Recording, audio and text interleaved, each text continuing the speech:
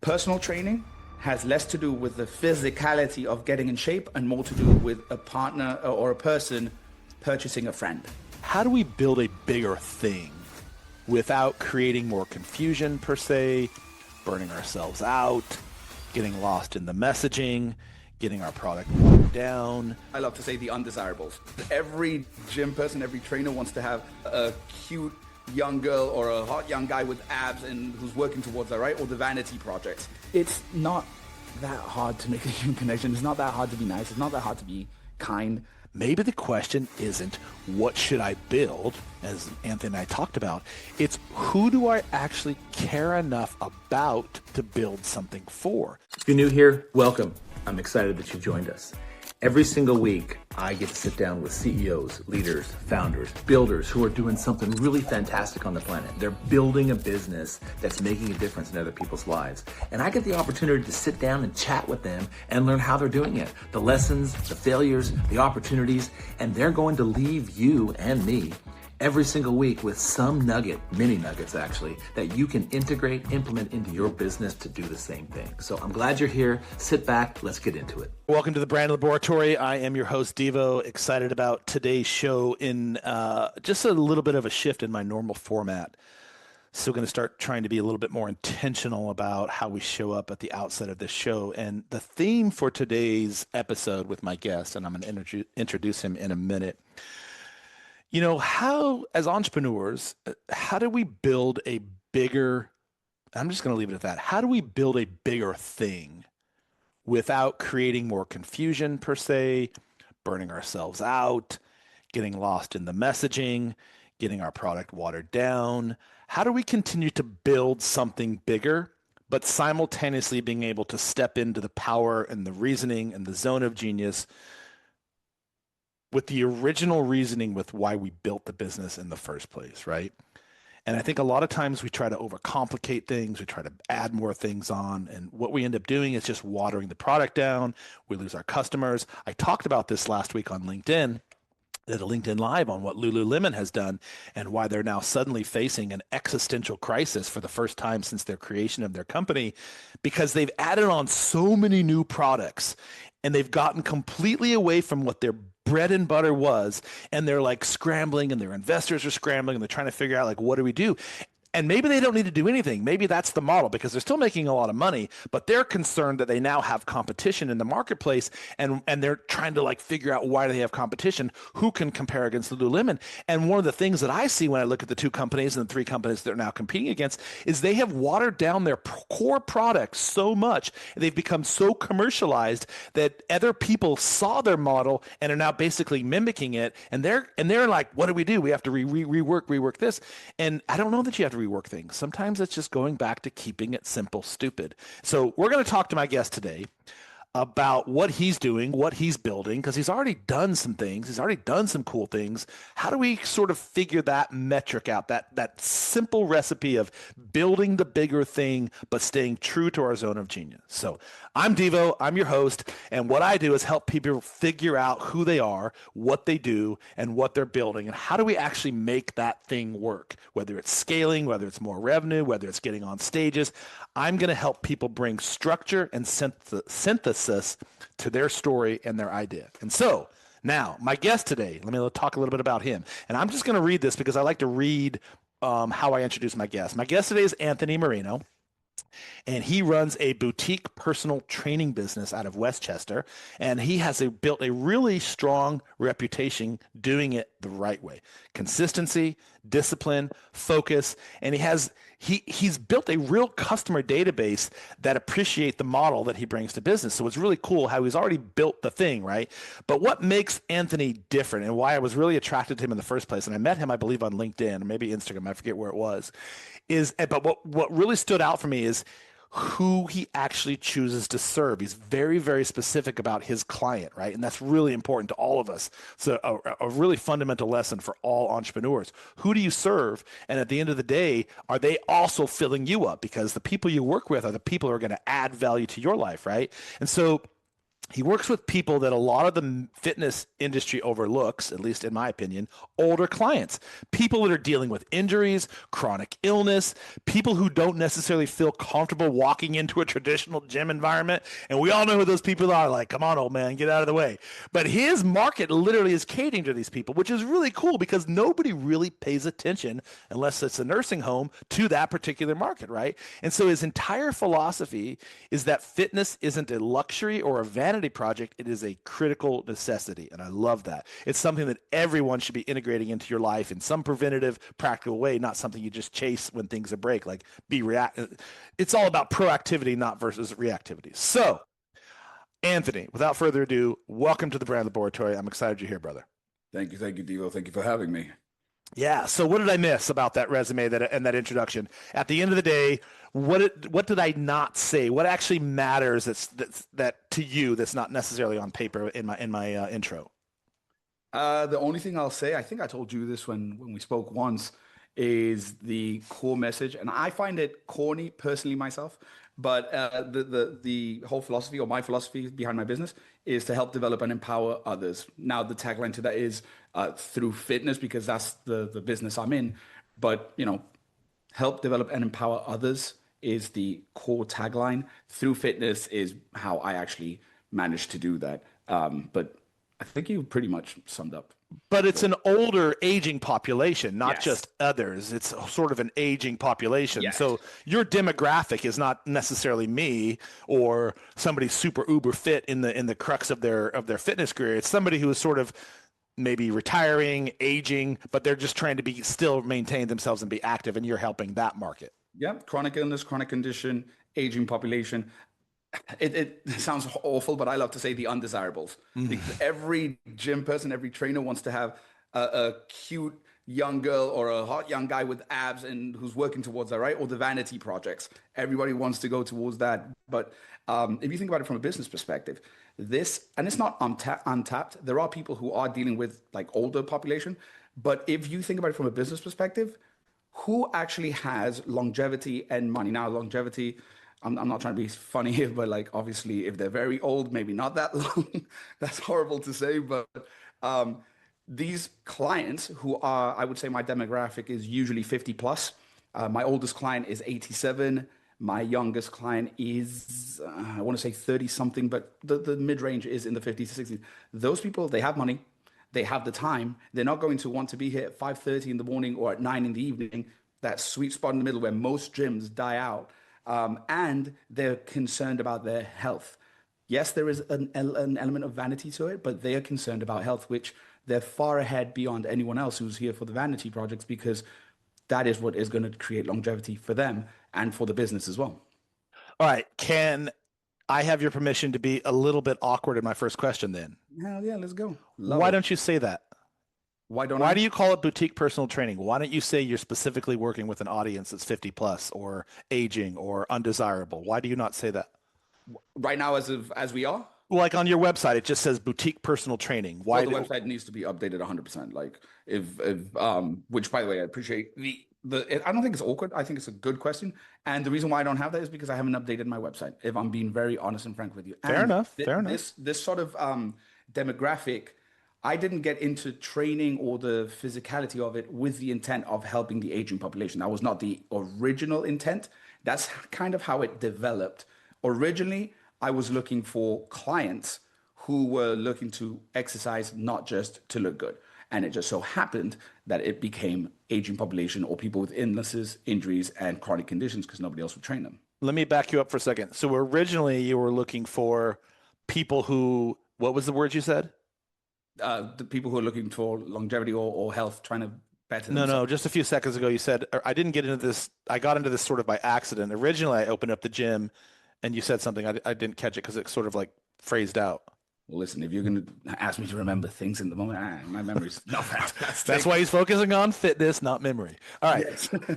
What I think I heard you say is I originally got into this to focus on people who weren't necessarily trying to look for vanity projects. Vanity, yes. You were looking for sort of like, okay, so what was it in that moment when I guess let me back up. What was the catalyst that you saw in the fitness industry itself, something that you believe deep down in your heart that maybe most people in your industry disagree with or aren't doing, that led you into this sort of like the undesirables, if you will? Well, the fact that every single trainer that I've ever spoken to in my life swears that they're in this to help people. That's such a broad, generic term. When you look at helping people, a real impact, that's where I noticed this demographic, which was like, well, yeah, I can help you lose weight. And yes, it's going to change your life, but how much am I really impacting you? Whereas if you train with someone, like I said, who's like 87 and they can't walk, and within 3 weeks, they're starting to move, they're happier, they're not depressed. All of a sudden you start to go, I'm actually helping, I'm making a difference. I'm not just helping Deevo lose 10 pounds for his, the weekend that he's going to go to the beach or whatever. Like it just seems, at least for me, it was a little bit more impactful and deeper when I targeted that demographic. So when you started targeting that demographic, what was it that attracted or started leading you into the older aging population? What was that conversion point? What it really was for me was that direct impact into like specific kind of illnesses and injuries. So I started with one client who was a little older, and she came from group classes, and I noticed the kind of change I made in her. She brought her husband who had not worked out in years. Then he referred someone else, who then referred someone else, and then word spread around Westchester where people are like, hey, listen, my grandfather really needs help. Like, do you think you could do something about it? And it just slowly progressed from there. So in terms of the demographic that's now actively members within the gym of your gym, are they mostly now aging people? But what about the original population that started out? Like, you're not turning people away unless they meet a certain age criteria. Is there some other demographic profile metrics that you're sort of like, when we take on new members, this is what we're looking for? Ideally, like I said, people who do not care for the gym, the people who are, if let's say for argument's sake, you went to Planet Fitness and you realize that there's far too many people, you don't like the gym culture, you don't like that space, and you're looking for something else, that's the people that I welcome in. Now that you're right, I'm not going to negate or deny anyone, but it just fits more into the culture that I've built here for the people who are within that age range, 50, 40 plus, and ideally, that they have something wrong with them. And wrong is a loose term, of course. Take me through sort of what it physically looks like, if you don't mind, in the gym. So you said you've built a different sort of opportunity and platform. What does that actually look like? What makes it uniquely positioned for this audience, that what you're building? First and foremost, the layout itself. I don't think that people, when they think of gyms, they think about what they would want in a gym. So let's say if I ask you, what's your ideal gym? What do you have? And you'd be like, a bench press machine, leg press machine, and I'd have the Stairmaster and all this. But having an open plan with less equipment is less intimidating. One of the things I've noticed is intimidation for the clientele that I have is a big issue. So if you walk into my space, you're going to see that it's very open and there's not that many machines. I keep everything safe and ergonomic for the human body. That's what my space kind of like, just from as you walk in, that's the first thing. Another thing is these little guys behind me. This helps them feel better about themselves as well, because they sort of physically see themselves represented in there as well. Then the classes and the clientele, everybody's very welcoming and it's kind of really accepting, and everybody says hello, everybody says goodbye. Almost like, what's the show? Cheers? Everybody knows your name? Yeah, so that's kind of like the culture as well. And I make sure to ingrain that into my staff, where I'm like, hey, listen, anybody that walks in, anybody that walks out, you say hello, you say goodbye. Yeah. So you're running, I've heard you say classes, but are people allowed to come in and just do their own workout, or is everything class-based? No, I have 3 options. So you have open gym, classes, and then personal training. Got it. Yeah. So how big is the gym space-wise, square foot-wise? Are we talking about something large, or is this more? The upstairs office, downstairs office, roof area, which is currently not accessible, but it can be, I don't know, about 2,000 square feet. And how long have you been in business now? In this exact location, I've been here since 2023, and I've been in business since 2018. Got it. And so the model shifted to this new model when you moved into the new facility, this aging model? The model, actually, I used to have another space in an area called Scarsdale, Eastchester, And over there, I had a smaller facility, same philosophy, same programming, same everything. I just didn't run classes because it was a smaller space, but it was all private personal training.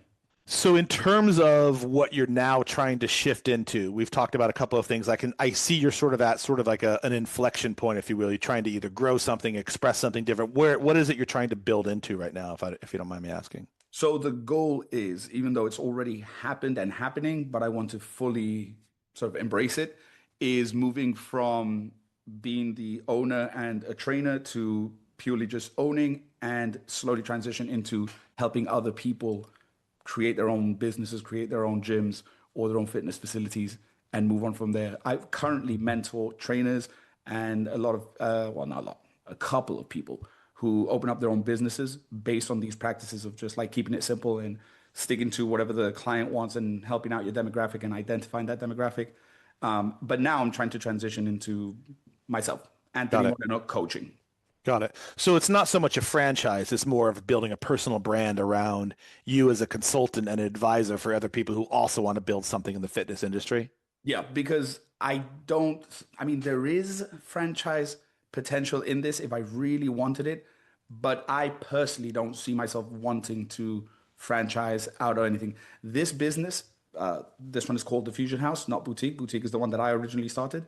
The Fusion House itself, I bought from someone else. So it's not really mine, as it were. The name's not mine, the model's not mine. I just implemented my own model ideology and tools and resources. But this doesn't feel like my baby. And then the other one that I had, my child, so this is the stepchild, my actual child, that one, it was more of a trying to do it. Can I do it? I did it. Now what's next? Got it. I never saw myself 20 years down the line being a personal trainer. But you want to stay in the fitness industry, whatever it is you're advising or coaching or consulting on. You want it to be in the fitness business, It right? seems like a very natural fit. However, I've started businesses in apparel, which now I have my own apparel thing. So all my clothing that I have for the gym, I make with another business partner. Vending machines. I know everybody owns a bloody vending machine nowadays, but the vending machine business, I have another person who I partner with that as well. And then the training is the simple one, the coaching, which is my separate entity there. Got it. Can I talk a little bit about your background? So how did you get into the fitness space itself? I know you were in the military before. Can you take us sort of through high level how you got into the space itself? Yeah, so I started, I did sports all my life. I'd love to say that I used to be really fat and then I changed my life and now I want to. That's not my story. And I know a lot of people love that story because it's the underdog story. Yeah. The truth is I've always been into fitness. I've done all sorts of sports. And then I did 4 years Army in the British Army Reserve. And then I did 4 years in the Air Force as a firefighter. And then I came overseas in 2013. And when I came here, I had two choices as far as I was concerned. I'm sure you have a million choices, but I gave myself two choices. I was either going to be a UFC fighter or I was going to be a personal trainer because it just fell in line very nicely with what I was already doing. And although martial arts are my passion, I've competed, I've done all sorts of stuff, personal training doesn't get you punched in the face and it pays better. So it was a simple, very easy choice to make which way I wanted to go career-wise. And then once I did that, so once I did that, I started training and working in every gym in the Westchester area, down in Manhattan as well, and building up a good reputation, get a good clientele until I started realizing, I'm like, why am I making money for everybody and not myself? Why am I building businesses for everybody and not myself? And that's when I decided to open my own spot. And from there, I haven't looked back. It's always funny when you get to those points, and I have a similar background as you. I worked in the corporation for 15 years, and I asked the same question. You know, I'm making a lot of money for this company. Could I do this by myself in some way, shape, or form? And it's not for everybody. I like being an entrepreneur is not for everybody. So in terms of you making that shift, maybe could you talk me through, did you just cut it cold turkey and walk away? Was there sort of baby steps? Tell me a little bit about how you decided to fully walk away from working for somebody else and how you sort of being a full-time entrepreneur. I think, and I like to think that I did it relatively the right way. I may have rushed a bit into it because you're never truly ready for anything, but I thought about doing my own thing. And that's when I tried, like, I'll train one person privately, see how it goes. I'll train another person privately, see how it goes. And I did not open my own business until it was overwhelmingly clear that I was making more money by myself than I was working for someone else.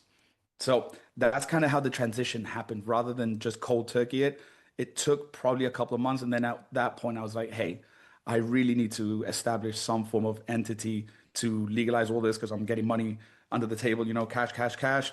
But that can only take you so far. And it's, only so feasible. Plus, doesn't really help with taxes or anything. So, and then once I started learning a little bit more about taxes and such, I was like, maybe I shouldn't be taking money under the table. Maybe I should formalize this. Maybe I should have an entity. Maybe I should have a brick and mortar location. And when, as I learned more, read more, eventually it just came to a natural conclusion that I need to have my own space. And that's what I did. And so in terms of now building, I want to sort of jump into what this new stage, if you will, and what you're about to build. If an entrepreneur is listening right now and they're considering whether it's fitness or getting into a clothing line or opening up their own podcast, speaking on stages, whatever that might be, what would you say to them based upon your experience leaving the we'll call it the corporation, leaving working for somebody else is the through line there. What would you say to them for consideration? Like before you decide to do this, here are some things you should consider and think about and take steps towards. The first thing is whatever you think this is, it's worse. If you think it's lonely, it's really lonely. If you think it's going to cost money, it's going to cost a lot of money. If you think it's going to take time, effort, and energy, it's going to take a lot of time, effort, and energy. And everyone will go, oh, yeah, of course. But they don't really know, as you know, right? The vast majority of people who say they want to be an entrepreneur, like in theory. I don't think they want to be practical. I also like to think that I learned this from my martial arts experience. Everybody, at least guys, want to be a UFC fighter, right? Everybody wants to get in the ring until they do. And then they get punched in the face. And then all of a sudden it's very real and it hurts. And you're leaking through your nose and you think, fuck, do I really want this? I don't really want to do this. Like not long term anyway. And then you realize the business of fighting and you go, wow, now I have to promote myself, sell myself. So in the same vein, do you really want to get punched in the face? That would be my analogy. Do you really want to get punched in the face? And then get punched in the face. Try it. Do it once. Let someone really slap you across the mouth and feel that sting and feel the blood taste you. And then do it again and again and again. And then have everybody look at you and laugh at you and say, oh, wow, that's what you do now? And keep doing it. So that analogy is what I would say to an entrepreneur in the same way. So whatever it is that you're trying to do, right? I have a girl who's a musician and she really wants to do the music thing. So I say, okay, go and play music. Go outside. Let someone judge you. Don't do it in your house, in your room with auto-tune sounding all nice. Go out live and sing to someone and get the feedback. And be outside basking, asking for money. See if somebody pays you to sing because it's really hard. It's difficult. But that would be my starting point to anyone. And then, of course, identify what you're really trying to do. Not your why. I've read the book, Find Your Why, whatever, and I preach the why as well. But the why is only going to take you so far, I think. Rather than find out your why, find out what you really want to do. Like what's going to get you up tomorrow and you're like, damn, I really do not want to do this anymore. But you're going to keep doing it anyway because you don't really have a choice. Or you force yourself not to have a choice. So all that to say, go out, get slapped in the mouth. And on top of that, try and find out why you like getting slapped in the mouth. What is it really? And then go do it again and again and again because you don't really have a choice. Don't allow yourself to have a choice. That would be my advice to an entrepreneur. There's two things that jumped out at me, and I want to sort of just riff on that for a minute. The why part. I understand the point of the why. Like I fully get it. I'm not taking away from the objectivity to it. It's important to understand why you're doing something. But I always thought that there were a couple of steps that come before your why, because in order to really understand your why, you also have to sort of understand the story and how you got to this decision in the first place. Like, why do you want to actually get hit? Like, why do you want to know your why? Like, what is it? So I really appreciate your point of view on that. And I won't go any further on that because I actually deliver a whole keynote on there's a piece that comes before the why. And it's really understanding your story, because your story kind of gets you to the point of being able to create your why. But funny story, I boxed in college, and I always thought it'd be really cool. I'd only ever played team sports. So I played American football in college. I appreciate you said American. Yeah, I played. I'm actually an ex-professional volleyball player. I played beach volleyball. I played basketball, baseball, and I wrestled in high school. And now I play men's soccer. So anyhow, my point in saying all that is not to say I'm a good athlete. I'm just an average bear at all of them. But I always thought I'd never played an individual sport. I want to see what that looks like. And I did wrestling, but I don't qualify that as because I sucked at wrestling. But So I met this Puerto Rican guy who was an ex-professional boxer. His name was Juan Torres, and he was in Puerto Rico. He was a professional fighter, a really good fighter.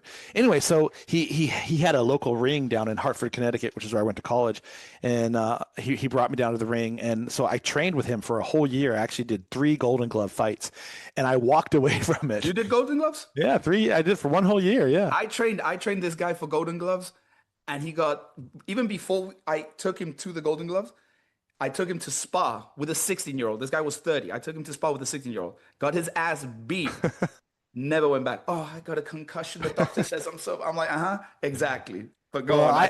Yeah. So I fully appreciate that point of view of getting hit in the face, because I did it for a year, and I had 3 fights. 2 of them were actually real sanctioned fights, and I just remember thinking, I don't think I'm cut out for this. I don't really like getting hit in the face. So I think I like team sports. I can hide behind other people. I don't always have to be the only one performing today. So I just really appreciated that.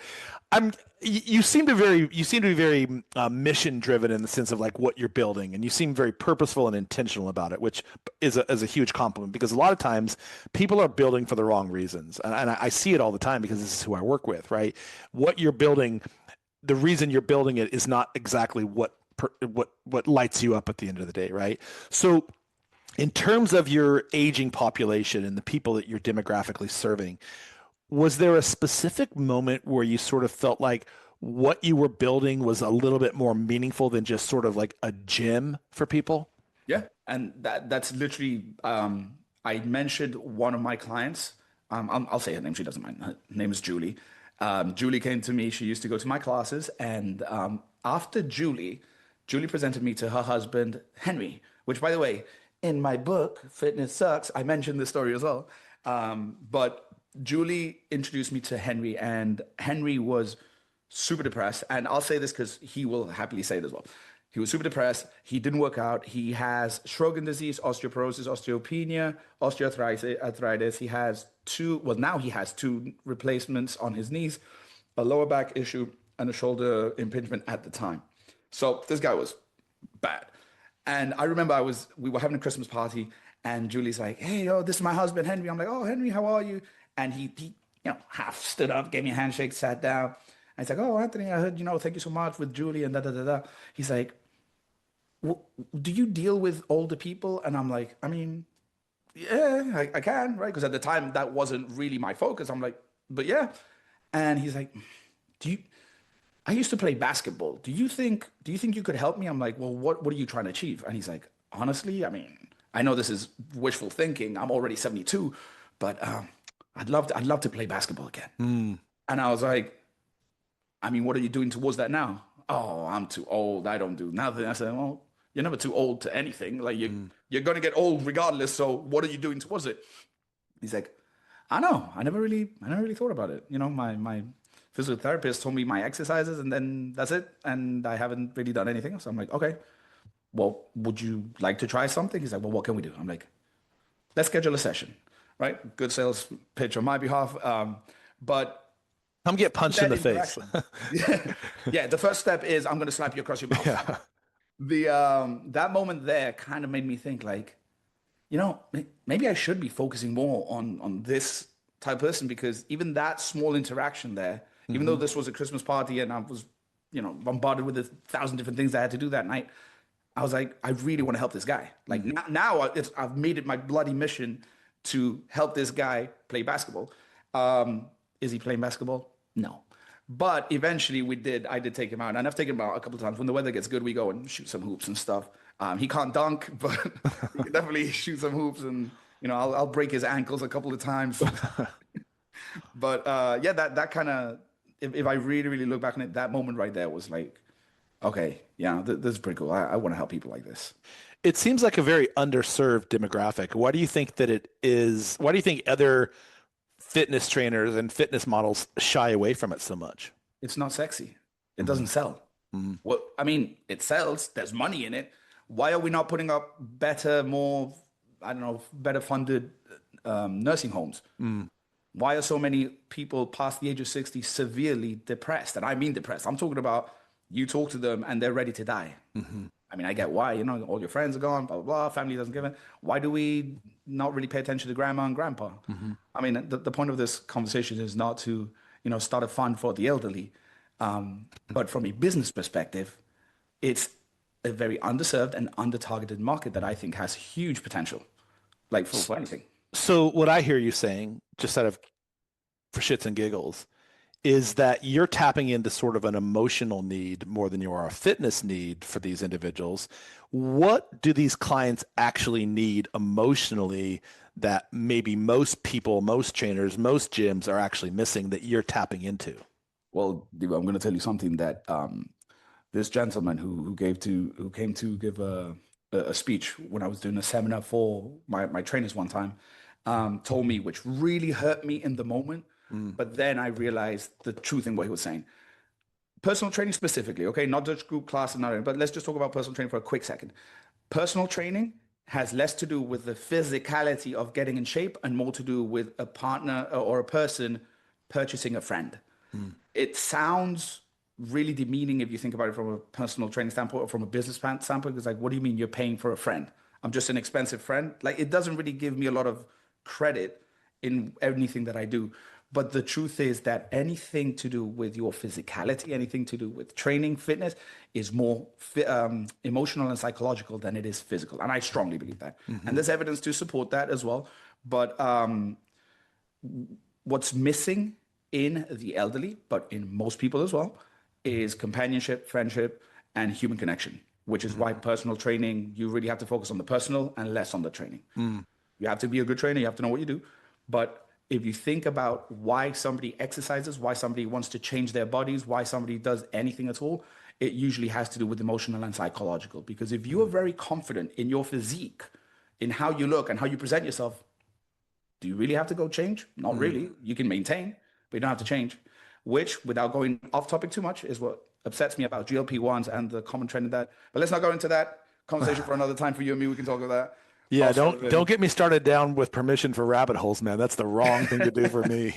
I used to run a podcast called Unlearn Everything, and it was literally just going down rabbit holes. And sometimes I would be like, dude, we've been talking for 3 hours. I don't think anyone's going to listen to this, but you, me, and our moms. So what you just said really sort of, for me at least, if you're able to read between the lines, like that's my zone of genius, is that you have a sense of self-awareness around an emotional need that you were able to target and identify specifically. How much of your success came from sort of understanding people versus rather just programming workouts for them? Like, what was it about this emotional vector that you've been able to identify about an aging population that isn't so much about workouts and it's more about an emotional need being filled? In percentage wise, I'd say 90. And no, necessarily mean. I'm just sort of like, I'm just curious, like, how did you sort of derive at that point? Like, what is it about you and how you view the world that you were able to sort of, this is not about working out for these people. This is about something bigger, more meaningful. How did you come to that conclusion? Definitely through learning, through studying, and through reading. A lot of reading. And I mean a lot of reading. And reading from a lot of people that are levels above me in this, and reading a lot of human psychology. Having a therapist friend who talks to me often, that's good. People like Alex Hormozy, I watch his content. He's very salesy. I have my gripes with him, but like the stuff that he says, learning about business and learning how humans are business. I don't know why I've always had this sort of disconnect between what a business is and what a person is, or what people are, only to come to find that a person is a business and a business is a person to some degree, and you are serving people. So if you come to that conclusion, you realize that you need to understand humans more so than you need to understand anything else, because that's who we're dealing with. You're speaking my jam. I had a coach many years ago, and this is one of the reasons I got into the business I'm in. And I, like you, went back to school, started studying neuroscience, started studying psychology again, which I actually have as my undergraduate degree.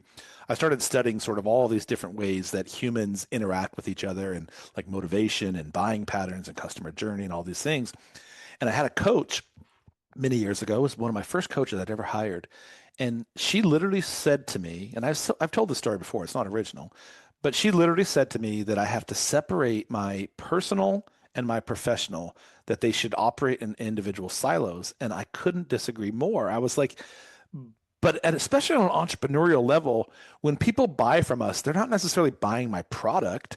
They're buying whatever it is they could see in me that they also see in themselves.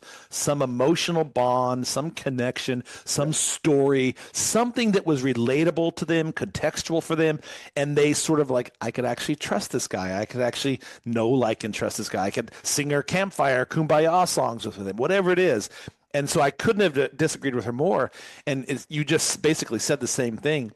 So in the line of the personal, professional, the ecosystem of building people, period, and just humans in general, what actually happens to one of your clients when they've been overlooked for so long and they're finally seen by you in your space? What's actually happening behind the scenes for them? What emotionally is going on? I think the most important thing that happens is validation. And like, I know I keep saying this, but human connection. Like, put it this way. I've gone to funerals, birthday parties, weddings of people where my wife would be like, who the hell's this? Like, I've never met them. I'm like, I spend an hour every day with this person. At this point, this has become my family. Now, that you do have to make an important distinction that your clients are your clients first and your friends second. But I think that the validation that you give them, to just recognition, or just that sense of being seen as a person, as a human. Not to go off tangent yet again, but if you look at like the crisis of homelessness and stuff, a lot of it is more just people who are not well because they just don't have human connection. I had a guy yesterday, he came in, he's this particular area that I have this gym is not too far off from the projects. There's a hospital down the road. There's a homeless shelter down the other way. Not exactly in the projects myself, but the surrounding areas, right? And this gentleman came in, yesterday evening, I think it was. And as he was walking in, my first instinct, because you can tell that he's homeless, is to tell him to go away. But instead, I was like, all right. I'm like, hey, can I help you? He's like, oh, I'm really cold or whatever. I'm like, all right, well, I'm about to start a class, He's like, can I come in? I'm just cold. I'm like, you know what? Coming in.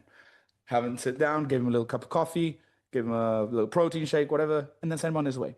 It's not that hard to make a human connection. It's not that hard to be nice. It's not that hard to be kind. And I think that a lot of people get confused with business and with who you are as a person. I think that most people, without being too kumbaya-ish, I think most people are intrinsically good. I think most people tend to have good habits, and we aim to help. It's just that we get beaten down, like especially as entrepreneurs, you're forced and told that you have to be cruel, or that you have to be whatever, chase the money or the grind and this and that. And you're like, you don't always have to be like, there has to be a level of balance, but everything cannot be like just the mean, business owner or the entrepreneur. You need to validate people. You need to see people, and you need to appreciate people. And if you do that, I like to think that anything wrong that happens in your life is going to come to you some other way nicely. You're always going to be able to sleep. I have in one of these photos, actually, there's a millionaire there and the billionaire there, who I will definitely not show you because I'm not trying to get sued. But that billionaire is such a bad person. Let's just say that. I was going to say some other words. He's just not that great of a guy, right? And he, like, funny that you mentioned before, he was one of the first people to tell me, he said, Anthony, I'm not really buying the training sessions. I'm buying into you. He's like, you remind me of me. You're eager. You're da-da-da-da-da. And I told him, I said, I was going to say his name. I was going to say, Mr. Person, I don't think I'll ever be you. I just won't. And I'm okay with that. I'm okay thinking that I will not be a billionaire. I'd love to be a millionaire, but I'm happy knowing that I'm not a billionaire because of the steps that he took to get to where he is. And I know his whole story. And I don't think that's absolutely necessary, not to be successful. But then what is your definition of success, I suppose? But again, I am digressing. I am going off on a tangent. Back to the main point at hand, which was value, being seen, and being appreciated as a human being. That's it. And I think that the older demographic probably don't get that. And if you're listening to this right now, go hug your grandma and tell her you love her because that woman needs it. A lot of people are just not. Something is telling someone, oh, good job. Proud of you. Well done. Oh, look, I haven't lost weight. Yeah, but look at your numbers. All that sort of stuff. And if we translate that to any other business, if you have, you're helping someone with a brand and they come up with a good concept and you go, that's a good idea.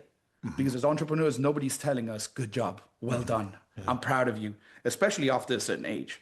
So sorry to go off, but yeah, value and being seen. Yeah, no, thank you for sharing that. I appreciate all those things. I personally believe my my philosophy of business, and I've been an entrepreneur now full time since 2010, and I, like you, have built a couple of different companies, sold two of them. I think relationships are one of the most often overlooked aspects of being an entrepreneur. And I know this from my personal experience because early on, I didn't really think about relationships in the sense of like collaborative partners or how people could help me. I sort of saw this as like a race to the top. I have to build this business. I have to perform. It was a very performative model. And I learned very quickly that you are rising tides model. You are only as good as the people you are surrounded with. And that means your team, that means your partners, that means your collaboration, that means your network, that means your peers, whatever it is, like you're only ever going to be as strong as the people that you are around. And how you treat people is going to be a direct reflection and corresponding output to how your business grows. What's the saying? How you treat the waiters, how you treat everybody. Like, absolutely. So, and I firmly believe that too. I agree with everything you're saying. 100%. So I appreciate you having that perspective. It says a lot about who you are as an individual. In terms of the business model you're building, and I want to be cognizant of time, in terms of the business model you're building, if a trainer is listening, and I do know there are some people on this call that listen to this podcast that actually own gyms. There's a couple of CrossFit owners that listen to this podcast. One of them was on my show a couple of years ago. If a trainer is listening right now and maybe struggling, what's the first thing you would say to them in order to sort of simplify this build, this gym, this model they're trying to build out? It depends what they're struggling with, not to get into too nuanced, but if sometimes people think they're struggling with one thing and really they're struggling with something else. I don't have enough money. And it's like, is that really the problem? Or are you just not showing up on time for your clients? Like that's why you're not really getting more. I don't have enough money. Well, how much are you putting into ads, or how much are you putting into sales, or how much are you putting into marketing? Who knows? But if it's just general advice, like what's going on, is just take a good look at the big picture and see who you're serving and what you're doing towards that. Go back to that. Just go back to serving. And if you have to, look at that one client, that magical client for me, and I'll name her because I love this client dearly. This is the one I'm telling you. I go to all her funerals, birthdays, wedding, everything. I know the whole family. It's Tara, right? Tara's 6. Let me know. I'm going to say 60. I know she's older, but we're going to say 60 to flatter her so that she feels nice. Tara's 60, and she is my number one client. And when I started with her and when she started with me, treated her like gold. To this day, treat her like gold. That woman is like amazing and everything, but she is the template for all the other clients. So if I have to decide something for Henry, I'll model it off what I did with Tara. And if Tara gave me some good feedback and did something good, then I want to get 10 other Taras and maybe 1 or 2 Deevos, because Deevos is going to help me, for a little extra money. But the Taras are the ones that are going to stay with me for, I don't know, I've known Tara for years now, however long that is. So I'm going to find out. So for any trainers listening or any gym owners or whatever, who is your demographic? Who's your target demographic? Not who do you want them to be. Who are they? Because sometimes you think that you are here to serve some person, but not really. You just don't want to for whatever reason. And I think what you said really resonated with me, where you said, like, I was aiming to just get to the top, because I was really under the impression that I wanted to be a celebrity trainer, right? Who doesn't? I want to train fucking Henry Cavill. I want to train whatever, the other one, all the superheroes. I want to train them all. And I want my name. And then you realize, like, for what? For what? Not, I don't know. I've come also, the older I get, the more I'm leaning into what is my definition of success, right? Whether it's financial, emotional, spiritual, physical, what's my definition of success? And then aim towards that, because somebody who's struggling with something is probably struggling with their own self-worth or self-identity, unless it's purely financial, in which case, we got to go back to the systems. Like, what kind of systems have you implemented in your business? But the advice here is, like, just find what we're trying to do, who you're helping, and how you can best serve them. I love the whole idea of speaking to that one person. You're literally taking out of one of my recipe books. But what I'm hearing from you, and I really appreciate this point of view, is that you're not just building a gym, and what you're trying to build isn't necessarily just a gym model. It's really, you're trying to build a place where people who may or may not have been discarded or underserved actually feel seen again. And that does start with this sort of avatar build out, this ideal client that you're trying to guide people into.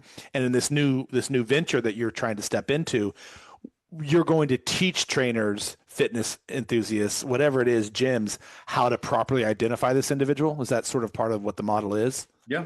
Yeah. Interesting. The real thing here is, where are you now? Where do you want to be? And who do you help to get there? Right? As opposed to, where are you now? Where do you want to be? How much money can we make? It's like, who do you have to help to get there? And this is where I differ from certain, I said Alex Hormozy, but there are other influencers or whatever who say, like, go for find the rich clients, and what's the rich client's problem? Da, da, da. I actually disagree. Who are you trying to serve? Because there's underserved communities who might not be millionaires, billionaires, who still have needs. And you could become very successful and very wealthy by serving those people. Maybe differently. Maybe you don't do an hour session with these people. Maybe you do community stuff every weekend. You spend 2 hours teaching a class for the homeless, and you get paid through government deals and grants. Maybe. I don't know. But the point is that, where are you now? Where do you want to be? And who do we help to get there? So what you're going to be doing in this new juicy, audacious idea that you have is not just necessarily coaching trainers about coaching training. It's really teaching them how to build a business around people, not necessarily their ego, is kind of the model I'm hearing you say.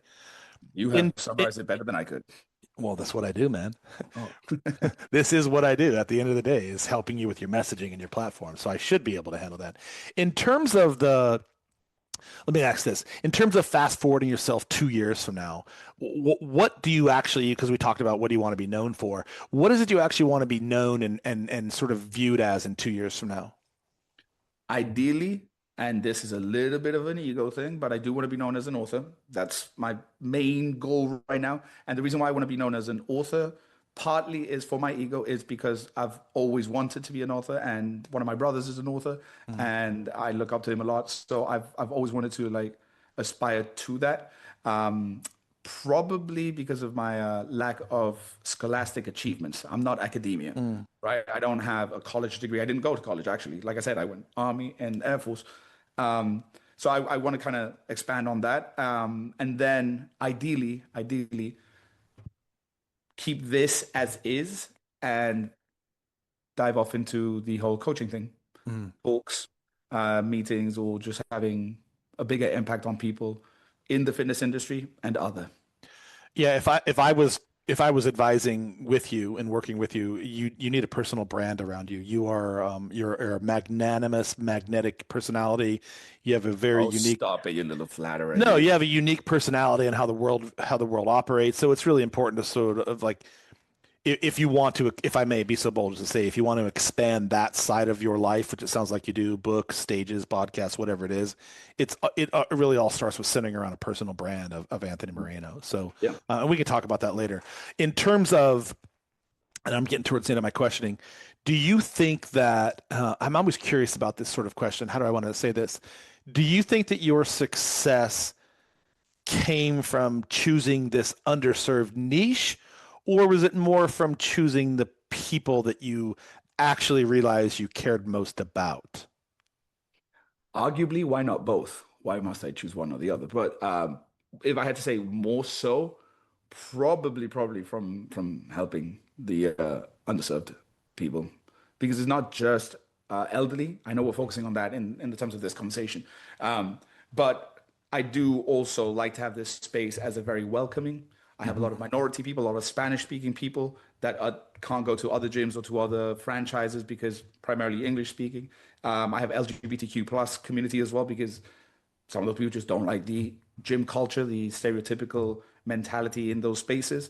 So I think that serving that demographic or those demographics is what's actually helped me become more successful. But again, we need to define what success is.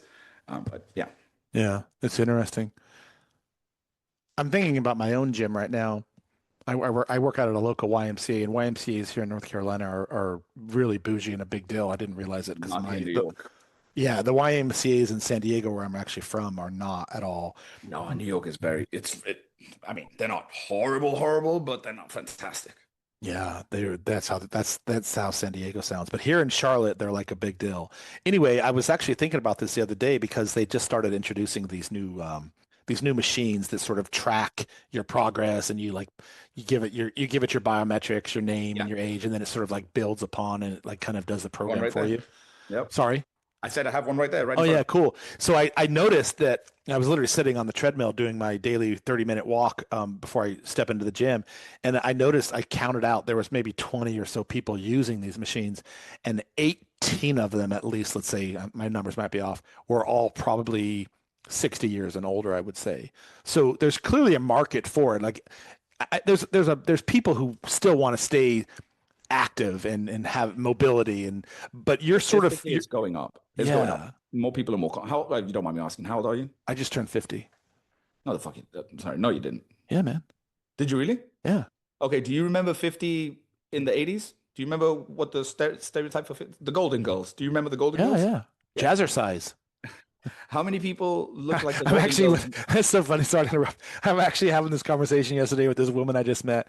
She's really cute and she's really fit but she looks like a jazzercise model from the I forget what the name of the song is, but this was my thought. And then later that night we were sharing some music and she sent me this song and it was the Aha song and where the girls are all dressed up in the like the little leotards and the jazzercise and I was like, damn, what the hell? Anyway, sorry, I digress.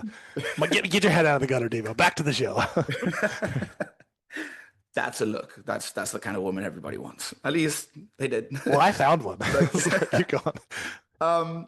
But the point is that not what they used to look like. I'm talking about the Golden Girls, the show. Yeah, yeah, right? yeah. Where For the sure. ladies Yeah, yeah, I remember. Yeah, raise all this stuff. I That know used exactly what you're to talking be- about. I just wanted to talk about that for a second. Sorry. That used to be what a 50-year-old, 60-year-old, 70-year-old looks yeah, like, right? I don't remember my grandmother. My grandmother now is very old. She's like in the 90s, but I don't ever remember my grandmother in her 40s, 50s. I don't remember her being a young woman. That was my grandmother. She was an old lady. Nowadays, the shift is going up. And I think especially wealthy people or people who are trying to be successful, I think that they're having more emphasis on their health. And if they're not, then they should, which that'll be another book that I have coming out. But anyway, I really think that there's a shift, and there should be a shift. People should be more conscious about their health. Maybe 20, 30 years ago, it was a little bit frowned upon. You know, you were a health freak, but nowadays everybody's going into it. But anyway, Yeah. I'm going off there. Yeah, that's okay.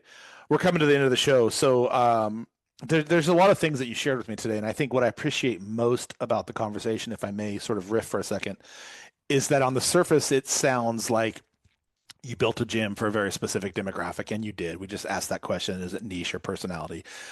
But when I sort of read between the lines, the deeper truth is that you've built, and you want to continue in that process, building a business around people who are often overlooked, that are still seeking some sort of emotional validation, and you've chosen to see the value where most people have sort of just said, okay, we're looking for the younger, hotter, fitter audience, whatever that is. And I think that's I think that's a huge piece of that a lot of people miss, especially when they're building a business, is that it's really, really critical. And you've said this a couple of times, how important it is that you understand the people that you want to serve most. And it may not be the most obvious choice all the time. I think that's sort of what I heard you say, right? And that's exactly it. Yeah. I'm sure you've identified your target demographic, and now you're comfortable. Now you know what your target demographic is. But I think a lot of people, let's talk about fitness real quick. A lot of people in the fitness industry, they don't know because they think that what they want is the celebrities, the this, the that, only to find out that you are way more helpful. And if you believe in your purpose in life or more intentional, then you're better suited to do something else, right? If you are not 6 feet tall and you're 3 feet tall, maybe you shouldn't play basketball. Maybe that's not your calling. It could be. You could be the one outlier that plays basketball, but maybe that's not your calling. Maybe you're better suited for other stuff. I don't know. That's really my point. I'm trying to help develop, empower individuals through fitness, or help develop and empower individuals. That's really the goal here. Well, I think the most interesting part about this conversation, to me at least, is that you aren't just building a gym anymore. You're now starting to build a philosophy, which is really important, around how this industry could be more productive, more effective in implementing something that's more people-centric rather than just revenue-centric. Because I personally believe if you can find the right people to serve them with your zone of genius, the revenue model will fall in place. But until you can sort of get that metric and that rubric identified, you're sort of, again, not to use the overused metaphor, but you're just sort of throwing noodles at a wall, hoping something will stick. So you're onto something. I think you are.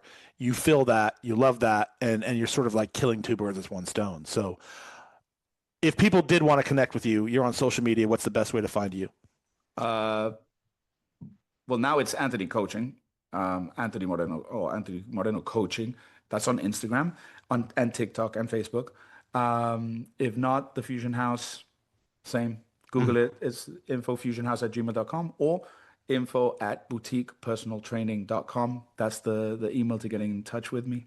But yeah, Anthony Moreno Coaching and the Fusion House by Boutique. And we'll put all that in the show notes for anybody who wants to connect with Anthony. Sidebar, I own a photography studio here in Charlotte, and do you know what it's called? Is it Fusion something? Fusion Photography. There's a restaurant down the road called Fusion Flame. There's an Asian restaurant called Fusion something. This was not my choice in the name. This was the previous owner, and I just bought into this business.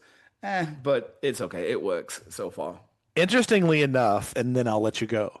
I called this, and so I've been running this company since 2006, roughly. I called it Fusion Photography when I got it LLC because I didn't want to be the centerpiece of the brand. I had always envisioned building sort of like an agency around it, and I did build an agency around it. But after I built the agency around it, I realized I didn't want to build an agency. I wanted to be Deevo because I am the personal brand, and people did come to hire me. And I'd be like, I had other photographers that worked for me, and I was like, then we don't want Allison, we don't want Brittany, we want Deevo. Like, yeah. So I had this like epiphany. It's like what I set out to build is not what I actually wanted to build. So to your point, like things evolve and iterate, and you have to be flexible and nimble. So I sold that portion of the company. I still own the studio, and it's still called Fusion, but I only run the brand storyteller now. So just interesting sidebar. Anthony, great conversation, man. I appreciate you being here. Thank you so much. Yeah, just a lot of cool tidbits and morsels that you drop. So I appreciate your time. Thank you. You too. Thank you, Deevo. It's conversations like that that got me into the podcast business in the first place, because never before as entrepreneurs are we going to have an opportunity to connect with people like we have today, right? I can Google in a matter of seconds, go on social media in a matter of minutes, and really search out the type of people that are doing really cool shit on this planet and invite them into a conversation for 60 minutes and really just learn. And if you're curious enough to actually listen, you can take away a lot of value from these conversations. And so I decided to build a platform where my guests are doing some really cool things on the planet. And everybody has a unique perspective, but not everybody is willing to share it. But people who are willing to share with the world their zone of genius, their philosophies, their beliefs, their values, which inherently drives how they show up in business, with an audience that is willing to learn from somebody else. And so that is why I did this podcast. So if you're listening, and you're stuck trying to figure out your next move, maybe the question isn't what should I build, as Anthony and I talked about. It's who do I actually care enough about to build something for? Because that seems to be where everything started with Anthony, and that's where it started for me. That's where I am building right now. Anthony, that was a really powerful conversation. I appreciate you being here. I appreciate your honesty and your integrity. And my friends, listening to this show, thank you for being here. I know you have a lot of other options when it comes to podcasts. Thank you for lending me an hour of your time. If you know someone who would make a great guest, please hit me up. If you yourself want to be a guest, hit me up. If you have something cool you want to share with the world that you're building, you should be on my show so we can talk about it. Until next time, I'm Deevo. This is the Brand Laboratory. I will see you on the other side. All right, that's it for today, folks. Thank you. If this episode hit you, like it, subscribe it, leave a review. It helps a lot more than you think, and it helps the right people find this show and help us keep growing so we can continue to produce amazing episodes. You can find me at thebrandstoryteller.com if you're interested in connecting with me, and everything else about this episode, the guest, the websites, the social media handles, they are all linked below. I'll see you in the next show.